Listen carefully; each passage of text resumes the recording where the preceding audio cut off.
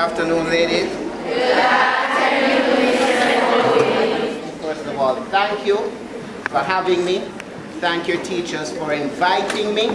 My focus for the past couple of years has been reorganizing the UNIA and ACL, both here in Jamaica and abroad.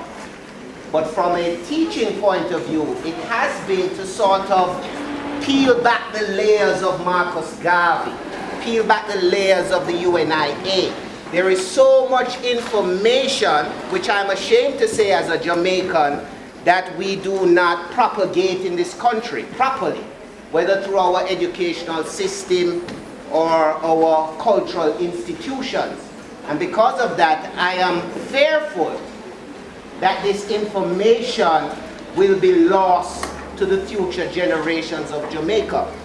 So that's really what I want to speak to you about today. Some of the things you may not have known about Marcus Garvey, as well as some of the things that the UNIA is currently doing today in this time to forward Marcus Garvey's agenda, which is something I think you all can be very helpful to us in. So, let me just begin with the ritual of the UNIA.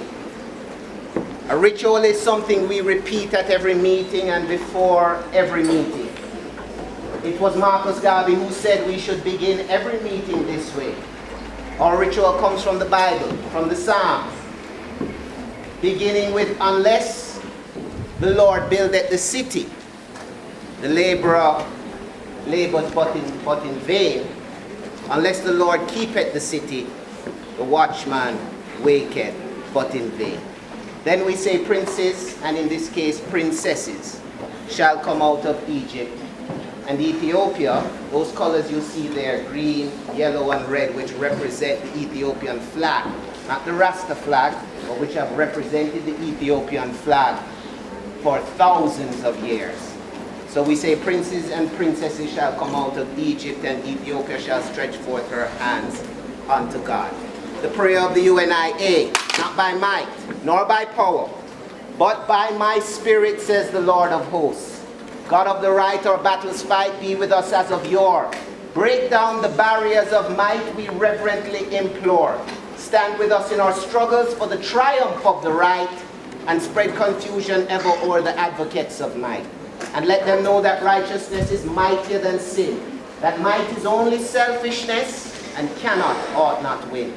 Endow us, Lord, with faith and grace and courage to endure the wrongs we suffer here apace, and bless us evermore. One God, one aim, one destiny. Marcus Messiah Garvey. That poet was excellent. You all were challenging her at the beginning, but by the end she brought you all along with her. She didn't give up. She didn't retreat. She did not lack confidence. Because Garvey has always taught us that without confidence in self, we are twice defeated in the race of life, but with confidence, we have won even before we have started. A lot of people will be very intimidated to stand before a room full of young ladies, particularly in Jamaica. I myself am feeling a little intimidation, so don't ruffle me too hard today, right? I do want to bring greetings to you also from my wife, who said make sure to tell you that she says hi and that you must talk of you. So today we're going to interact a little bit, right? Because you are young ladies, I want to start by telling you how important that feminine power, how important the women around Marcus Garvey were in the founding of the organization he created, and in fact making him the icon that he has become today. Earlier you all were singing that song, Emancipate Yourself from Mental Slavery. Who sings it again? Mama Marley. Who wrote it? Marcus Garvey. There she goes. That song actually comes from a speech Garvey made in Canada in 1937, when he said that we are going to emancipate ourselves from mental slavery, because whilst others have freed our bodies, none but ourselves can free Our mind. The speaker earlier ended by saying all Garvey wanted us to do was to emancipate ourselves from mental slavery. I want to disagree with her a little bit there. He wanted much more from us. But everything began with first freeing our minds. The story of our race, as Africans in the West, many of us are uncomfortable with the word Negro. I am not. Negro is a scientific definition for the oldest branch of the human race. We are all one family and we come out of one blood. But those of you who will pursue the sciences later and become the great scientists and doctors I know you will become, know that we live in a time where we talk about genetic modification and all sorts of things they're doing with genes. In the next generation, young ladies will be able to go, I don't know, to the supermarket and order the babies they want. Give me blue hair, or black eyes, or check it off on a list. These things are going on as we speak. The world is heavily invested in unraveling the mysteries of the universe down to the last DNA. So it is important that we understand where we come from, not only as Jamaicans, but genetically as a race. And as you look at yourselves, look around you. Your principal referred to a time when those of us of the darker hue would not be found in an institution such as Bishop Gibson. And she's right. This is part of the history that we have come out of. The intention when Africans were brought to Jamaica was not to build Jamaica for them. These first and old traditional schools that were put in place were not established because of a vision of educating the black masses to bring them up. We are here almost as the result of an accident. Or are we? Many of us as Jamaicans don't even want to recognize the fact that we are Africans by descent. If I were to ask you right now, put up your hand if you're an African. Honestly, how many of you would put up? Put up your hand if you're an African.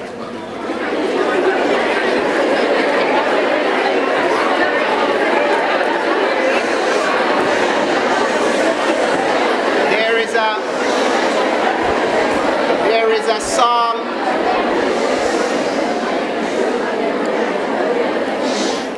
As long as you are an African. The Peter Tosh section over here. Give them a round of applause.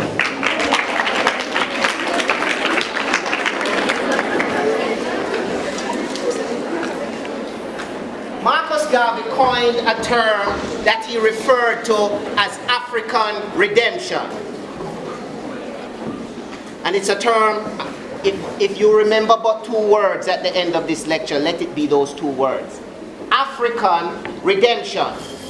That is how he defined his cause. Whether it was in organizing the UNIA or the various businesses of the ACL, or when he was running for political office, or when he was writing his newspapers or his magazines, his focus was always on achieving what he called African redemption. Now what does that mean, ladies? Let's break the words down. We already know what an African is. You just put up your hand. What does the word redemption mean? That song, Emancipate Yourself from Mental Slavery, what is it called? Redemption song. What does redemption mean? Freedom. Freedom? No.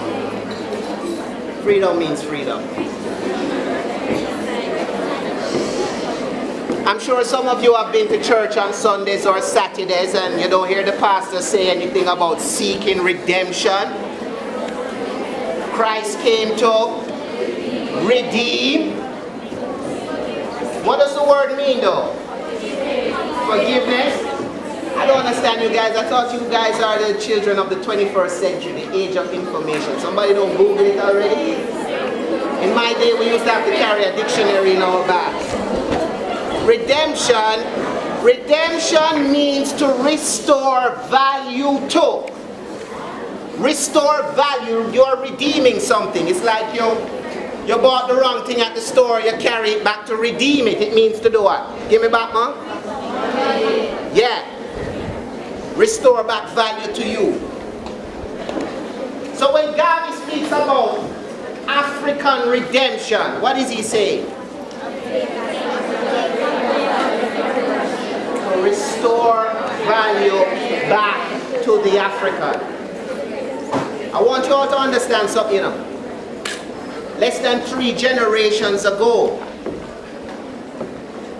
it was not a pleasant place to be in the world as an African descendant.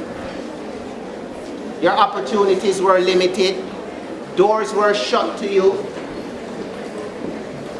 To even consider becoming a doctor or scientist of these sorts, are you crazy?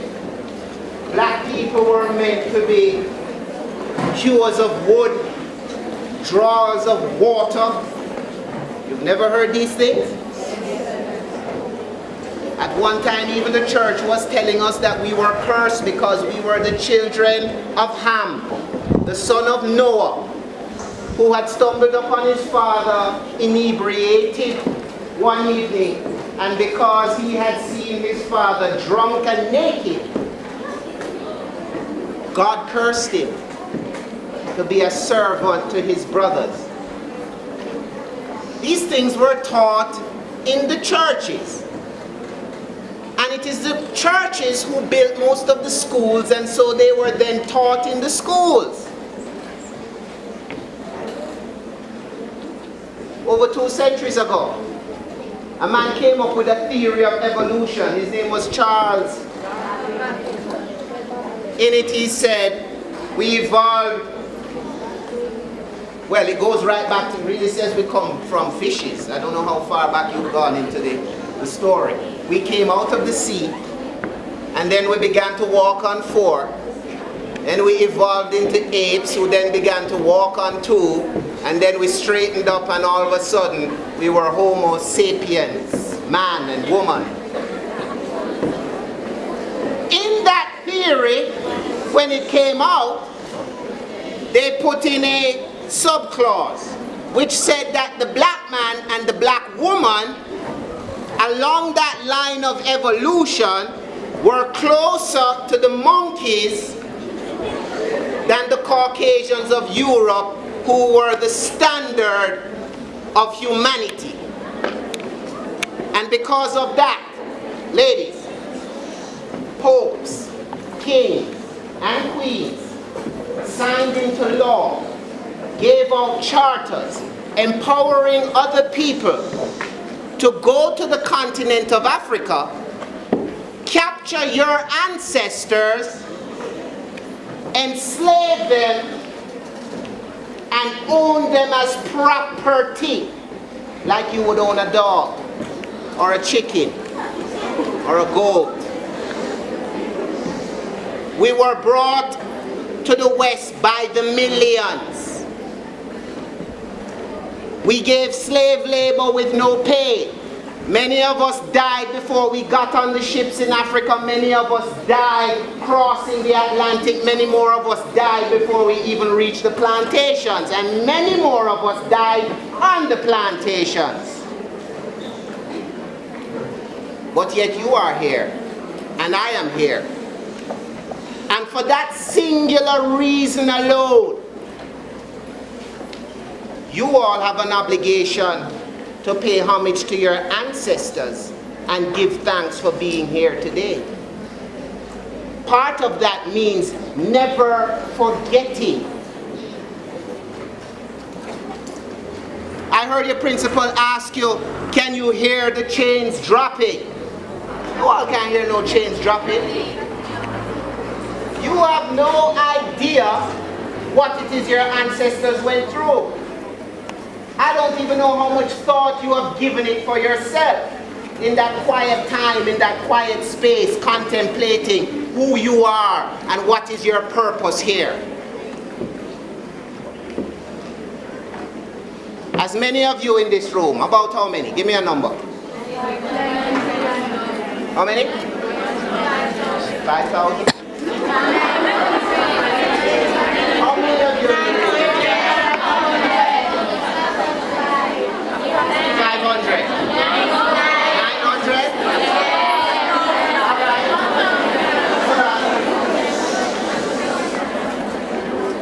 I don't think you all could fit on one slave ship, so let's get 2 slave ships. Let's get the Santa Clara and the Santa Maria and the Nina and the Pinto and the Jesus. These were the names of the ships. And we're going to put half of you, so we're going to put 400 of you onto a cargo vessel. Now, in order for us to maximize the number that we can carry, we're not going to be able to afford you some plush seats and some comfortable things to sit on while you make this 3-month journey across the sea. Any of you ever been on a boat before? Yes, sir. And those of you who have been on a boat, any of you ever gotten seasick? Yes, sir. You've never experienced seasickness? Yes, sir. I take it that most of you have not been on a boat then. Well, imagine this. In order to pack you into that slave ship, it's like a mathematical puzzle. So what they came up with was to put flat slabs in the cargo hold area, and they lay the people down flat, chain them to these boards, one by the other, head to toe, toe to head, sometimes right around, so that we can carry 450 people on one boat, cross the sea, 3 months on the ocean, chained into a position, only let up maybe once every other day or so, just to make sure you weren't dead, because you're cargo, and if you died it meant people were losing money. So you're chained to this person beside you, and of course you're dressed in your finest clothes from Africa, right? No, you're not even dressed in nothing. You're naked. And no, you need to use the bathroom. Captain, can I go and urinate, please? Oh yeah, sure, come along, use my bathroom. You think that's how it works? I need to do a number 2. Where do I do it? Right there. You're chained beside me. What happens when the boat rocks this way?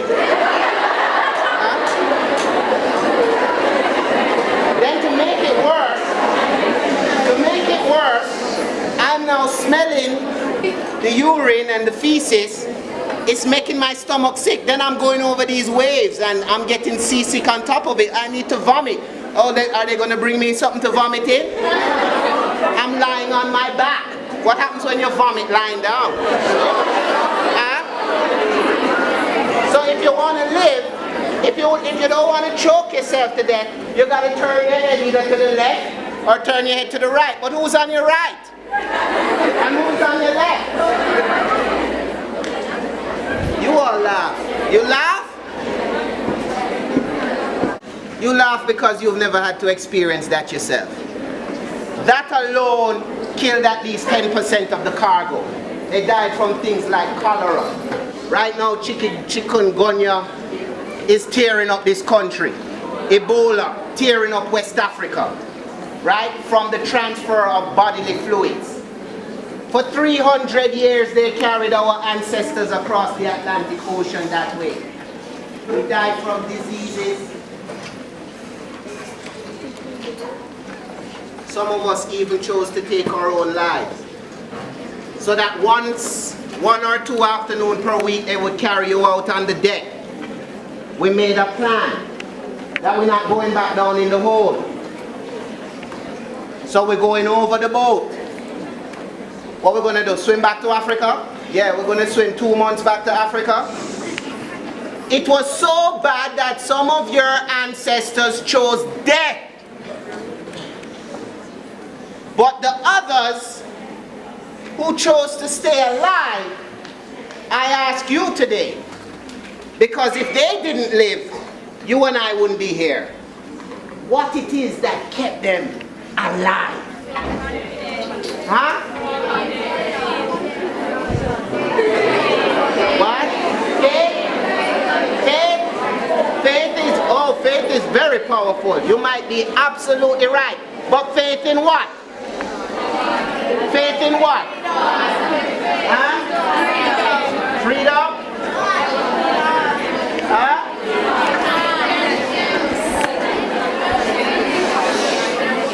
If your mother was kidnapped right now, taken into some place she don't know, on a journey she don't know where she's going,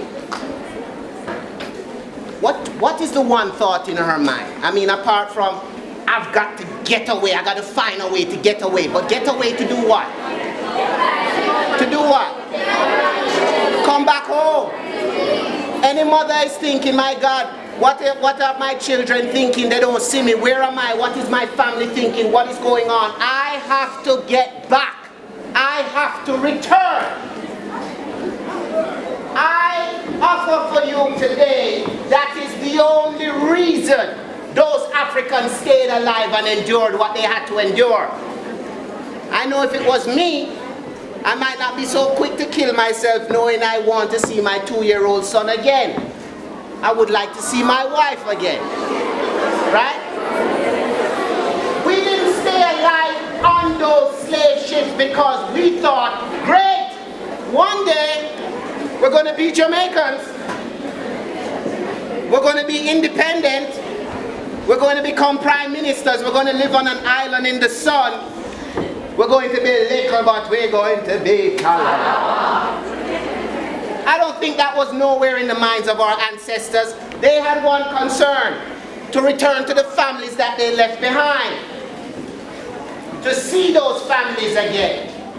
And because of that, they held on to life. And because they held on to life, you and I are alive today. Now here is where the disconnect happened.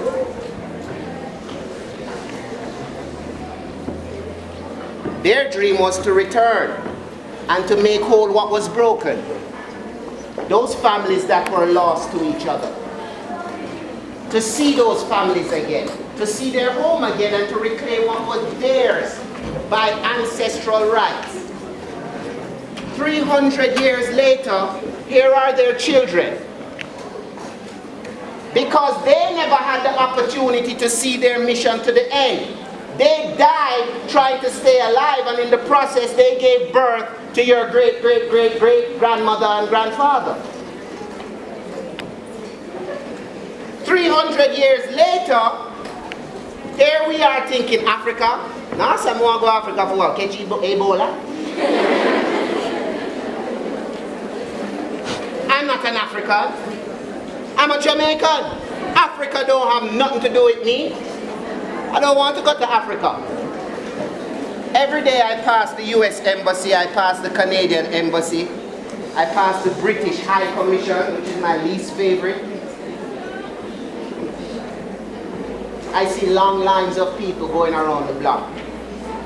And I know personally from my own experience that they don't treat us very nicely in some of these. Have any of you ever gone for a visa? Yes. Disgusting. Disgusting. At one point I just decided I'm not going to travel to certain countries anymore. If that is the way they treat us. I pass the Nigerian High Commission and the South African High Commission every day too. You think I see long lines out there? I don't even see one somebody. We the children of Africa, who have forgotten Africa, who have forgotten our obligation to fulfill the mission of our ancestors to repair the breach. We have now taken on a new identity. If I were to tell you a story of a young boy or young girl kidnapped from their parents, and 20, 30 years later, passing their parents in the street and saying, look at those dogs. It's a story that would make you cry, don't it? It would be so sad. Even for that mother and father to be seeing that child that they know is their child that was stolen away from them, now looking at them with disgust, wanting nothing to do with them. Now ignorant of the fact that they are her or his parents. That's a very sad story, is it not, ladies? Yes. That's a tragedy. That's a heartbreaking drama. We should make a TV show out of it. But that is our story as a people. Broken. Transformed into something else. Now, instead of thinking of Africa, we think of everything to be like, look like, and act like the very people who enslaved and brutalized our parents. So we are now in love with our captors. Have you ever heard of a lady called Patty Hearst? You have? She was the daughter of a very famous newspaper publisher named Randolph Hearst, who used to publish was it the New York Times or one of these big papers in the United States. His daughter was kidnapped during the 60s by a black liberation movement, you know, like the Black Panthers and all these groups that were active at that time. And they kept this young lady for however months kidnapped. And how the young lady was returned to her family is that she was captured while robbing a bank with her captors. And when they captured her, she was ready to tell the police how she's a black liberator. So white woman. She's a revolutionist. Guns out and everything. This girl who was the daughter of this very rich white publisher. It's the same thing that's going on with us. They actually gave it a term. They call it the Patty Hearst syndrome. It's when the kidnapped person begins to identify with the kidnapper. And they begin to think the kidnapper is their friend. And the kidnapper wants what is in their best interest. And so now they don't even remember their family that they've been kidnapped from. They don't want to hear nothing about them family, and they don't want to go back to their family. They are now 100% in the clutches mentally of the kidnapper. They believe. We came out of slave ships naked and covered in vomit and feces. But at that point, we still remembered where we came from. 300 years later, we're covered in European perfumes and soaps, our hair well creamed, my tie well fitted.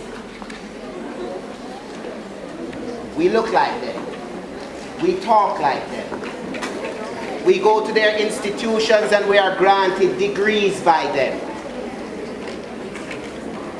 We have forgotten who we are. We have forgotten our obligation to set right what was wrong and to honor the memory of our ancestors. This is what Garvey embodied in this concept that he calls African redemption. It means to return to, redeem, restore, give back value to, give back credence to the fact that your ancestors died for a reason. Fulfill that reason. Seek it out. Make it whole. Make it complete. From that point of view, he no longer fits into this little bottle of some man who bought some shit to think that he was going to take black people back to Africa. I hate that story every time I hear it. It is so simplistic. Garvey was talking about a worldwide commercial and industrial intercourse. At that time, to move goods and services around the world, planes weren't so popular. You had to be in the maritime business. That's how you move people, goods and services. That's how you did business on a major global international level. And this is where our first national hero was going. It was not about putting black people on the ship and carrying them back to Africa. In fact, Garvey said, we have some Negroes who are no good here. They're going to be no good over there too. It was about understanding our mother continent and where we come from. In 1925, Garvey wrote a paper called African Fundamentalism. Long before Jamaica was independent and the time has come. The time has come for the Negro to forget hero worship and adoration of other races and to start out immediately to create heroes of our own. We must canonize our own saints, create our own martyrs, and elevate the positions of fame and honor black men and women who have made their distinct contribution to our racial history.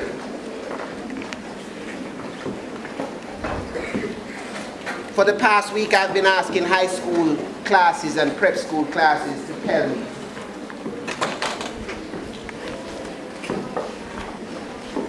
about our heroes. And I asked the question, who else should we have as a national hero?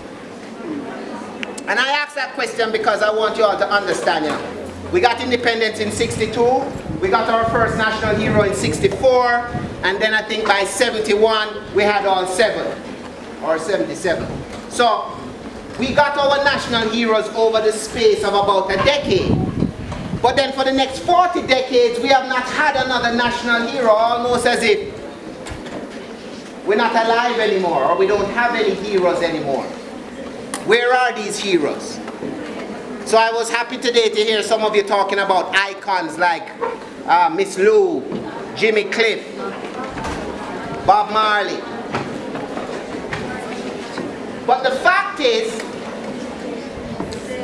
there are so many stories of our own ancestors coming up to this time and even in present day that go unsung, undocumented, unheard of. I throw out questions to high schoolers all the time, especially around Heritage Month when we say we're so proud to be Jamaican. I throw out a name like John Russworm. Ever heard of him?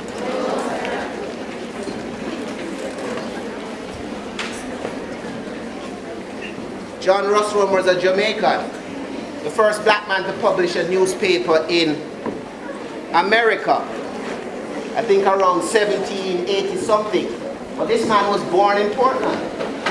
I've never heard his name called in any school in Jamaica. It's like we've forgotten.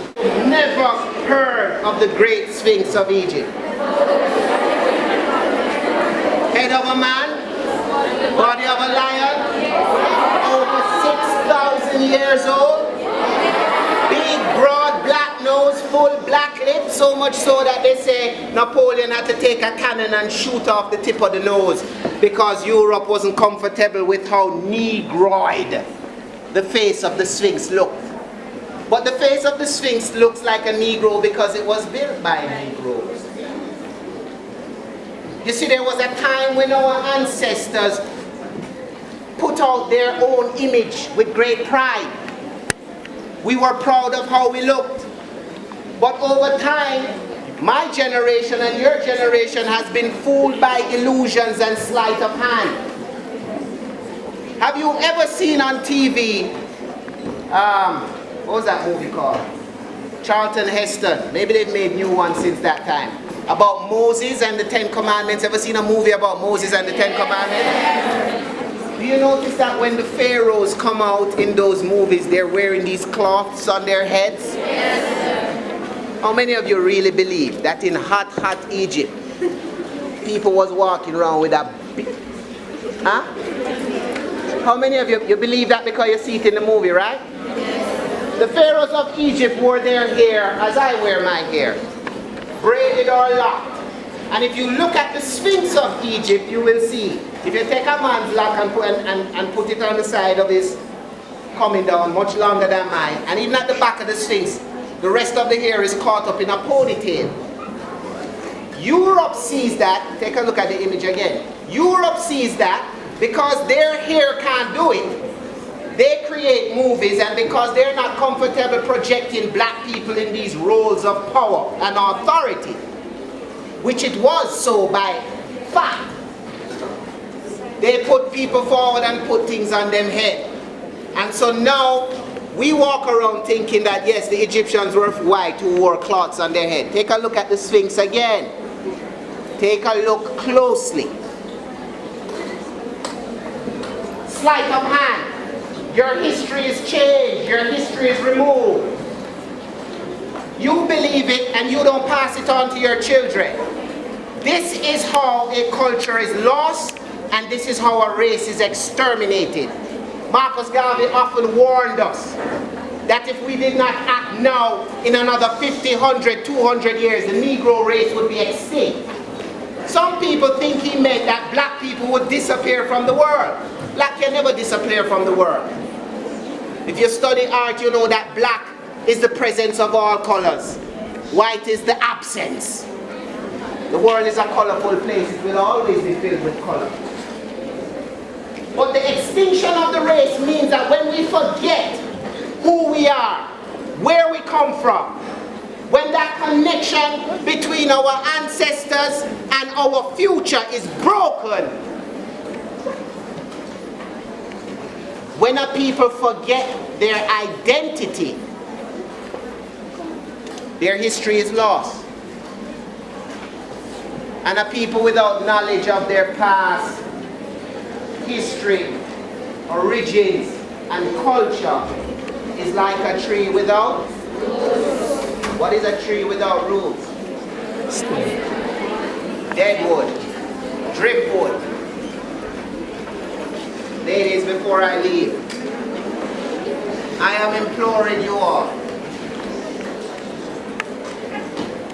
never forget your God. And never forget your identity. Marcus Garvey is great because he spoke to that concept in one package. How we redeem Africa. We begin by emancipating ourselves from the mental slavery that we put ourselves under. While our ancestors built statues celebrating who we are as a people, our children run around with white dollies, putting towels on their hair, looking in the mirror, wanting to look and be. You all laugh because you know you did it, didn't you? That's why I know I grow with two sisters. I know. Because we believe the world tells us to look this way, talk this way, act this way is better. What is better is truly knowing who you are. Any of you in here bleaching? You sure? Yes, sir. We don't condone that at Bishop Gibson.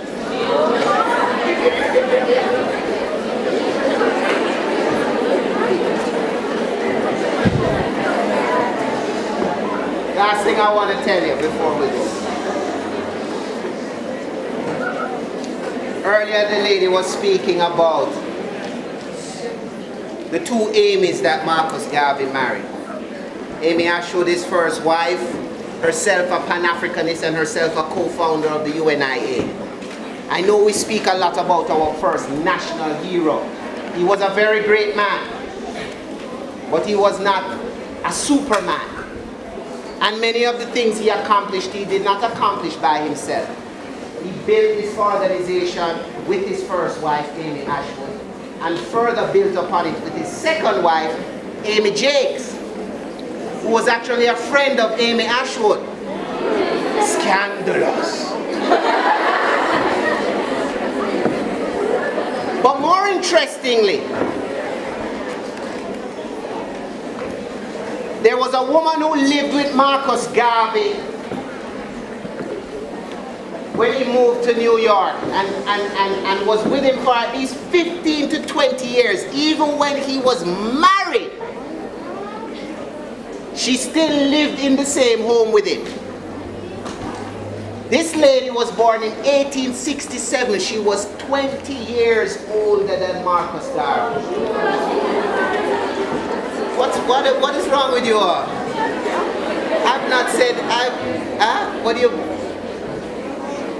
Her name was Henrietta Vinton Davis. In 1924, The UNIA, then under the leadership of Marcus Garvey, knighted her. And so we refer to her as Lady Henrietta Vinton Davis.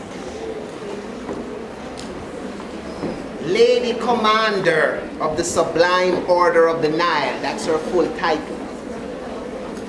I've spent a lot of years studying this woman's history. In fact, just last year, I was fortunate to visit the United States and was a part of a group that laid the headstone at her grave because she had been buried in a grave and no proper headstone had ever been put up. I want you to look up this lady, particularly because our first national hero, who we term the right and excellent, named this woman as the greatest woman of the Negro race. And for Marcus Garvey to say something like that, you know that's pretty heavy. He called her the greatest woman of the Negro race. Not his wife, you know, they were never married. And as far as I know, never romantically involved.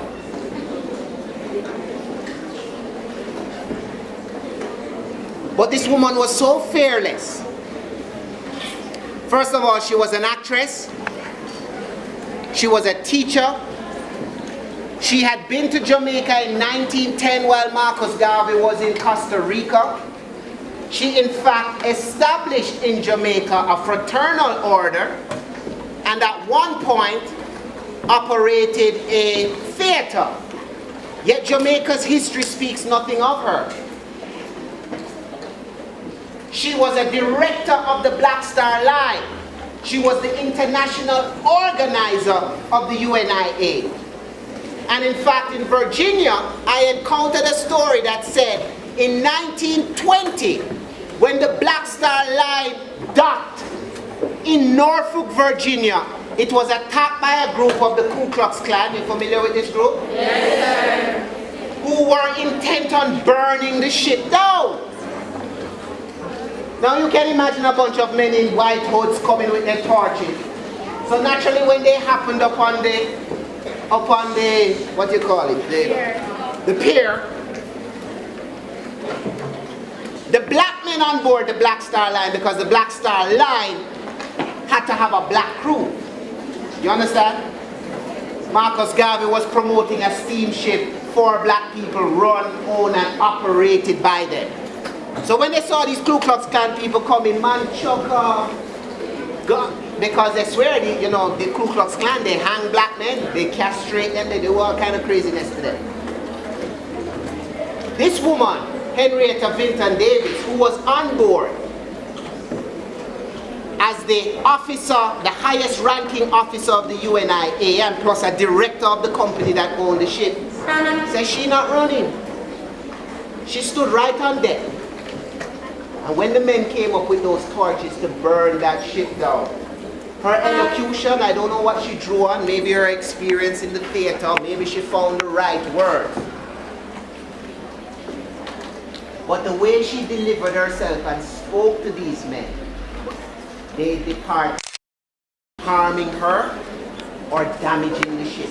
One black woman against 30 men intent on doing damage. And I make this point to you. I want you to look her up and find out about her on your own. Right? In fact, when Garvey returned to Jamaica in 1928, when he was deported, look up the Gleaner pictures of his deportation picture. He arrived with a woman. It was not his wife. It was Henrietta Vinton Davis. When he purchased Edelweiss Park, that Miss Lou and Ronnie Williams and Kid Harold and all of those young at the time, Jamaican actors sort of cut their teeth on the stage there. She was a co-owner of Edelweiss Park. So not only did she live and work with Garvey while he was in the United States, but returned to Jamaica with him when he was deported and helped him establish himself here. Very dedicated, very powerful woman. This is a woman who used to work with Frederick Douglass. I want to leave this with you.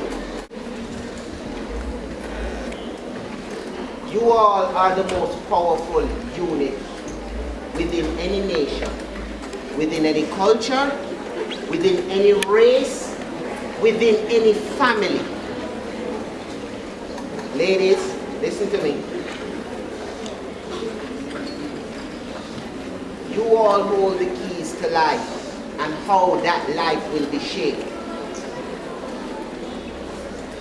Much so as our teachers sort of get to touch the minds of everyone, because no matter where you reach in life, whether you become President of America, Prime Minister, world famous, rapper, whatever it is, every one of us, no matter how old we get, will always remember that one teacher, whether it was what she said or how he did it or whatever it was, who had that opportunity to shape our life and did not waste it. As women, you play the same role in the nation. You all understand what I'm saying? Listen, I'm 40 years old almost, and a happily married man, but I remember a time when I was your age. And there's a time in a man's life when he reaches an age when anything a woman tell him to do, if it's the right woman, he ain't gonna do it. It's almost like you can pull our strings a certain way. I believe Henrietta Vinton Davis was very successful that night preventing the boat from being burnt down because she tapped into the maternal instincts of those men. There was a movie I saw once called Rosewood. Maybe some of you have seen it. And I saw the same scene. Ku Klux Klan come to a black woman's house in South Florida to kill her son and burn down the house. This must be what they planned. And the woman was played by the mother from Good Times. Y'all might be too young to know Good Times. Esther Roll was her name. And she came outside in front of this angry mob. And she just stood like this, you know, like your grandmother with her hand at her kimbo. And the man them have them gun and the torch and bread. Set him out! Set him out! We're gonna string him up! And she stand up there and she said, James, is that you? I used to change your nappy, boy. George, what you doing in front of my house? You coming? I remember when you was 3 years old, and apparently this woman, who was the senior black woman in the community, had been the woman who worked in all these houses, washing clothes, tending the children, taking care of them. You see, when she started say that, see the man them here, big as them is with them gun, every man. And after she done, and she said, get from in front of my house right now, every man. That is the power of women. Listen to me. And I've been in these situations myself. If it was a man step out of that house to defend it, you would see how quickly it erupt into war. But because it's a woman, and because she speaks with such strength in such a way, you don't know what to do except to hold your head down in shame. Every gunman in Jamaica have a mother to him. Every killer in Jamaica have a grandmother, where if you never did see him grandmother on the scene of the crime would not be committed. That is the power of women. God chose you for whatever reason, and perhaps because, well, let's put it this way. They said God made man first, right? And then woman. And any artist will tell you that the first piece never as good as the second piece. Because at the second piece you know what you're doing a little better, right? As you all grow and you go out into the world, 3 things I want from you. Never forget where you've come from. And when I say come from, I don't mean right now. I mean look back into yourself and in your history. Know yourselves wherever you are in the world. And let nobody tell you you are somebody else than who you know yourself to be. Secondly, do not underestimate yourself. Do not underestimate yourself. I asked the class just this week, how many of you would like to be national? Anybody here would like to be a national hero one day? You know when I asked that class?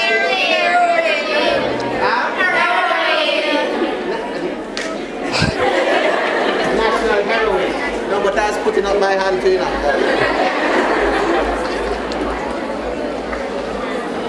Never underestimate yourself. Anything the mind can conceive, anything you believe, but it takes work. And to do that work, you must develop yourself. You must develop yourself. This is where your superpowers come from. Naturally, as women, you are already powerful because you hold the keys to life. You need proper knowledge to hone that power so that you can channel it. And a lot of this is lost on women in this country. And that is why we have so many problems. Teachers are worried about people blaming us. Everybody blaming the school and the education system for the failures of these children. I blame the homes. And I know that in any real home, it is the woman who holds the power. I'm not afraid and I'm not ashamed to say. You need to know that also, right? As you get older, men are going to be looking to you for one thing or another. Protect your things. Protect your things. And also,